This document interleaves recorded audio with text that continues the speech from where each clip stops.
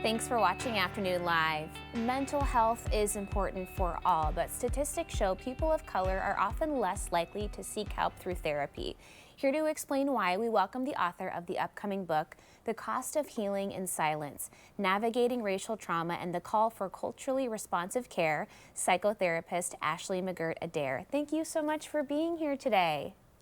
Thank you so much for having me. We're talking about a lot of issues in the context of celebrating Black History Month, and a lot of people might have some barriers they experience just to even reach out for help in the first place. What are some of those obstacles?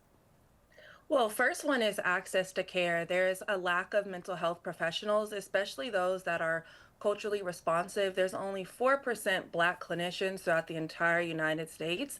Add on to that racial bias and how that shows up and impacts the counseling field and cost.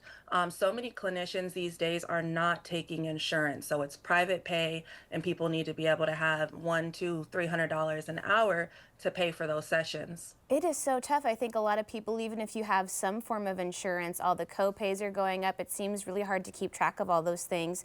You mentioned that racial bias can even find its way into the counseling session. What are some ways we see that show up?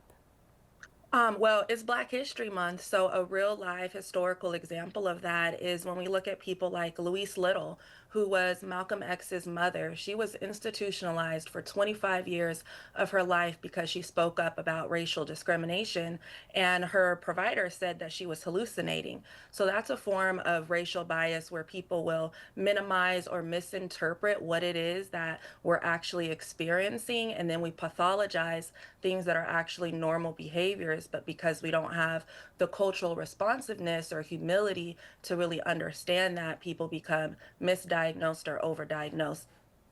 What does culturally responsive care look like, and what should people seek out when looking for the right provider for them? It looks like cultural humility. It looks like educating yourself. It looks like not having your clients be the person to have to tell you about their cultural experience. So it's very important for providers in the mental health space or medical field that we're actually doing our own work. And then as far as the actual counseling, it's a relationship. I always say it's like dating, and I may not be the right therapist for you, so it's important that you actually try more than one therapist and you're clear about your needs, what it is that you're looking for, the issues that are presenting themselves, and always just remember to try until you get that right fit, because it can feel defeatist at some points.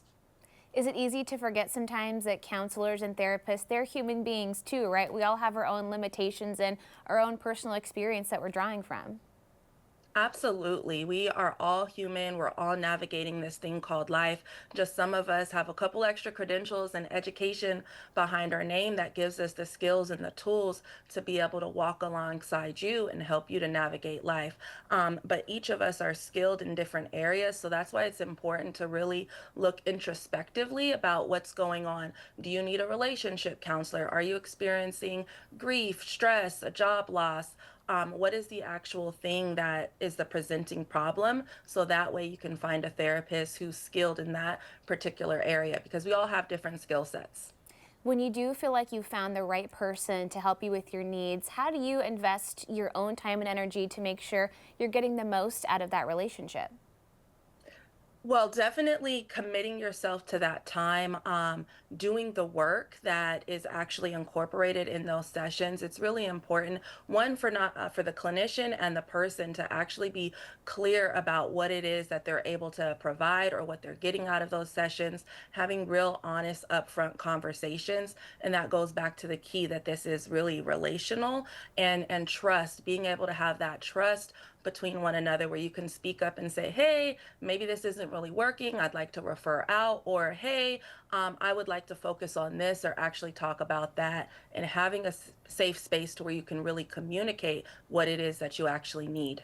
You mentioned early on how limited the access is to Black therapists and culturally responsive care overall. How can we help improve that access and help more people? Awareness, education. It costs over $100,000 for me to get the credentials that I have, and so that leads to a lack of access and representation in the field. So it's important that the educational system, policies, procedures, we make it accessible for communities to be able to get the education and the knowledge, the credentialing. You have to have so many hours in each state. I think about reciprocity across state lines, so that if you're licensed in Oregon, you can also provide care in California or Washington or across the United States. So it's important for us to be able to change things like that, and that will actually help with accessibility. Now we have telehealth services, so we can do virtual therapy from anywhere in the world. Yeah, some great progress and still lots more to conquer. We really appreciate the great work that you do, and thank you for being with us today. Thank you. Of course, Ashley has a book event coming up here in Portland. It's April 7th at 7 p.m.